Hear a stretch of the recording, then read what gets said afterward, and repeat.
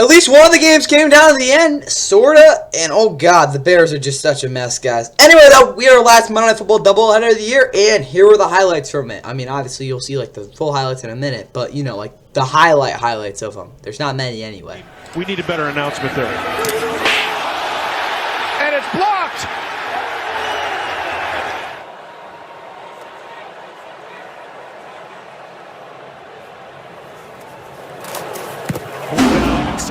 And coming through the gap, hits him right.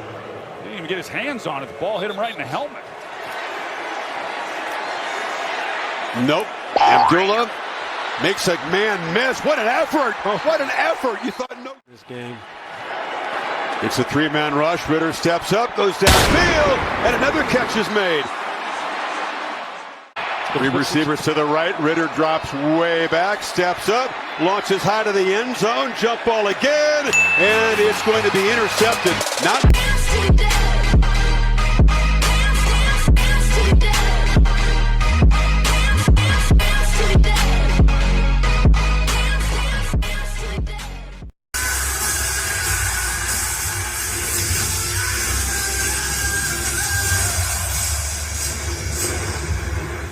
Rookie Will Reichard will try from 52.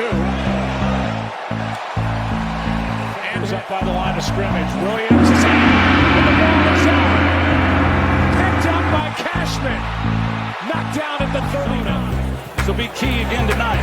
Play action from Darnold. End zone. Touchdown Jefferson.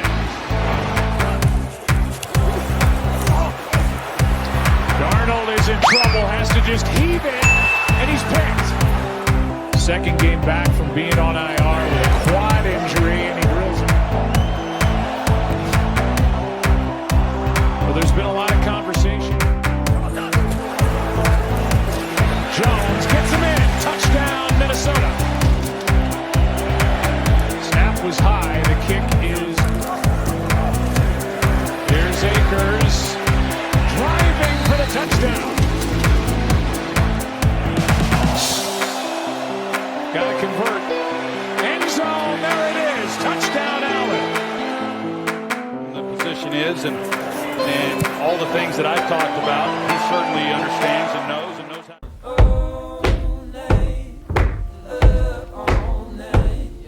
And with that, what is going on, guys? Welcome back to Defund. Of course, please like and subscribe if you guys enjoy the Week 15 Monday Night Football recap. Of course, as yeah, I guess. Yeah, of course, we had two Monday Night Football games this week. Again, with the doubleheader, last one of the season, thank God. And they were two really not good games at all. At least one was sort of close, of course, you saw at the end of the intro there. Anyway, though, of course, the Vikings extend their winning streak now to 7 games. None of them really against formidable opponents. Cardinals being, obviously, their only real good win. But still, of course, they have not lost since before Halloween. They are now, of course, 12-2, tied with the Eagles and Lions for the best record in the NFC. But, of course, it doesn't really matter, considering the Lions, of course, have the head-to-head on them. And the Eagles are a better team. So, yeah. But anyone fancying the Vikings as a Super Bowl team, I don't know what you're talking about. I mean, the Rams beat them. And again, as good as the Rams are playing right now, I get it. They're still not, like, an elite football team. I think they can do a lot, but, like, let's be honest, guys. That wasn't, obviously, a game where I honestly think the Rams played their best game. But, again, they beat the Vikings in that one.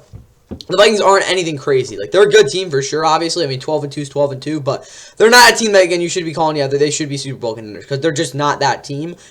They might even lose. There's a pretty decent chance to lose in the first round of the playoffs. I just don't want anyone to be disappointed. But, yeah, decent team. You got to have a ton of respect for them for how they played. Again, 7-game winning streak is no joke, and if they get to 8 straight, well, that's, like, the longest streak they've had in a really long time. Anyway, though, for the Bears, of course, they lose their 8th straight game. They've done some stuff, obviously, since then. Now been a full, at least through losses, 2 months. More than that, obviously, since they've won a game, which is pretty crazy. This game wasn't close at all. They offensively, they were horrible. The running game didn't really get going at all. I mean, they did a decent run here and there, but still, overall, this Bears offense is just horrible, really bad, tough to watch. Just you don't want to watch them. They got the Lions at home next week, so maybe, I don't know, they've pulled off, obviously, upsets against them, again, last year as well, but yeah, that's not happening this year. Vikings, I mean, they've got a game in Seattle that is crucial for them, again, trying to stay, again, in that race for the 1 seed. Caleb Williams, 18-31 for 191 yards and a touchdown. He was not great. He was tentative in the pocket, got sacked a lot, and it was just a complete mess. mess. DeAndre Swift, overall, his numbers don't look completely awful, but he was not good. Keenan Allen, of course, had a touchdown. He was pretty productive in the fourth quarter. DJ Moore couldn't get open. Rome Odunze had one nice play. Outside that, though, this offense, again, like I said, is tough to watch, and their O-line is horrible. Defensively, they really just kind of haven't really played well in a while at this point. TJ Edwards had a nice sack, 8 total tackles for him as well. The zone coverage looks are very good with this defense. Again, I think it's something that, again, they can really build off going into next year as well. But when it comes down to it, guys, the secondary just really isn't, again, isn't really playing completely together, even though, again, they have a lot of individual talent. Also, the front seven, D-line is just not getting it done. They're not really getting much consistent pressure at all, and that's why they've lost all these games. One of the reasons, at least. Kyler Santos was good as well. For the Vikings, Sam Darnold, outside that really bad interception, he was, I guess, serviceable. He did miss some throws. Again, not his best game at all, but got it done. Got them the W. That's really all you're going to ask for there. Again, Aaron Jones only on 10 carries. That it was had 86. That's the random K-makers. He had a touchdown. Obviously, with Aaron Jones also making a touchdown. Again, Justin Jefferson saluting over to obviously Randy Moss there again, who was just who said he's battling through cancer again. Prayers to him that he becomes cancer free as soon as possible. Again, for him, obviously. But just Jefferson, again, great from there. Did have a touchdown in this one. Jordan Addison was pretty decent. T.J. Hockenson had a couple catches. Overall, though, this offense kind of didn't have one of their better games, but it didn't really matter because, again, the Bears weren't going to do anything. Defensively, they did their usual. I mean, yeah, that's kind of what I got there. No one really played fantastic, but overall, again, the scheme worked out well. That's how it went. We're back our 3 field goals. Also, I hope Ryan Wright's good. He got absolutely destroyed, of course, on that punt. It's kind of funny, but, of course, again, if he's healthy, that's again, if he's okay, that's all that matters. After that though, that's what I got for the first downs. I mean, not too many takeaways for this one, kind of again what you'd expected here. Anyway, though, that's all I got for you guys here. Now let's get the team that was closer, but still was so ugly.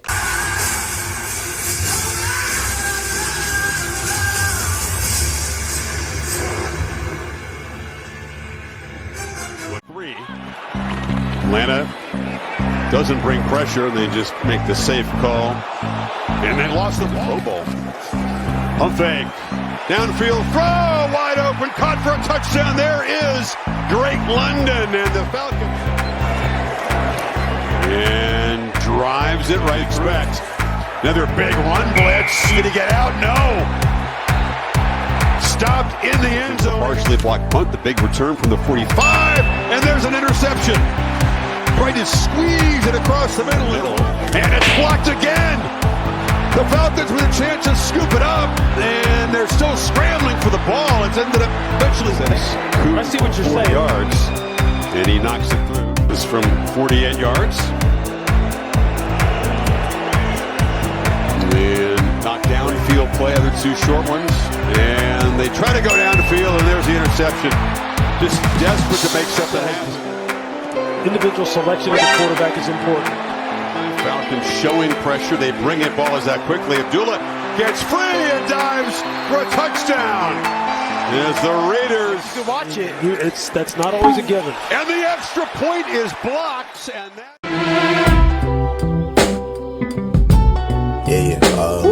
And the Falcons leave Vegas, of course, with a just putrid W, but it does snap their 4-game losing streak and sort of gets them out of their slump, of course, as they're now 7-7. They have another bona fide, again, win next week against the Giants, who, of course, are with the Raiders trying to get that #1 pick. But with the Falcons play like this, who knows what will happen next week.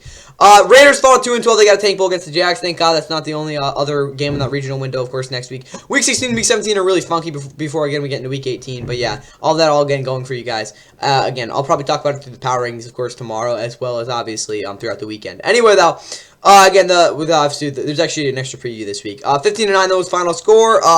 This game really sucked. The Falcons had 1 touchdown, 1 safety, so really offensively they didn't really do too much. Kirk Cousins still didn't really play very well. He was limited on attempts, only 17 attempts because they actually ran the ball really well. Tyler Algier could not get out of the backfield, but he did actually produce a little bit. Obviously, Bijan had a good game, 125 yards. Kirk Cousins, Kirk was bad interception. He's now 1 touchdown and 9 interceptions in the last 5 games. But again, it's kind of been a prolonged slump for him. I'm not really concerned, though, because Kirk Cousins figures it out in the end there. But anyway, yeah, he wasn't very good. But better, I guess, than he's been the last couple weeks. Again, they didn't really throw the ball much. Drake London did about 53 yards and a touchdown, though, so I guess he had a pretty good game.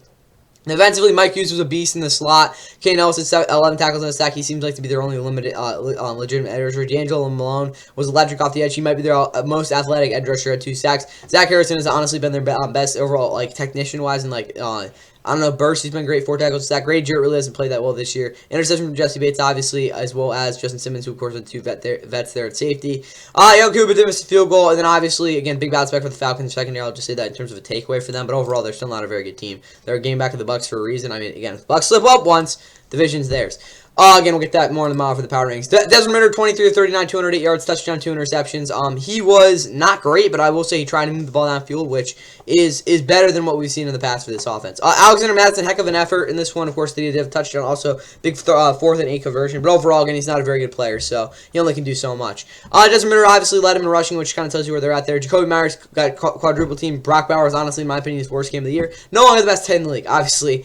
That's still crazy, but still. Brock Bowers didn't have a great game. And outside that, Terrace Marshall Jr. on this team kind of tells you again where they're at as well there. This is a really bad Raiders team, 10 straight losses, most since, of course, they started out, 0-10 back in 2014 there. Defensively, I don't care if, what is it called, Devon Diablo and Adam Butler and Tyree Wilson and, Robert Spillane play out of their minds. I don't care because some of those guys aren't going to be starting next year. Daniel Carlson obviously hit the field goal to get an extra point blocked. Neither offense really moved the ball well at all. This game was a mess. 3 turnovers by the Raiders, obviously. But hey, it was close to the end. Not really all that matters. With that said, that's all I got for guys here, of course, in this Week 15 Monday Football Recap. I hope you guys had some sort of experience with these games. I expect nothing too positive. Anyway, that's all I got for you guys here. Get ready for the Week 16 power rankings, of course, as we go to the final 3 weeks of the regular season before, of course, playoff football starts. It back in, drops it off to Zegras. Trevor takes it in behind the net. He scores on the cross goal. Exactly what happened.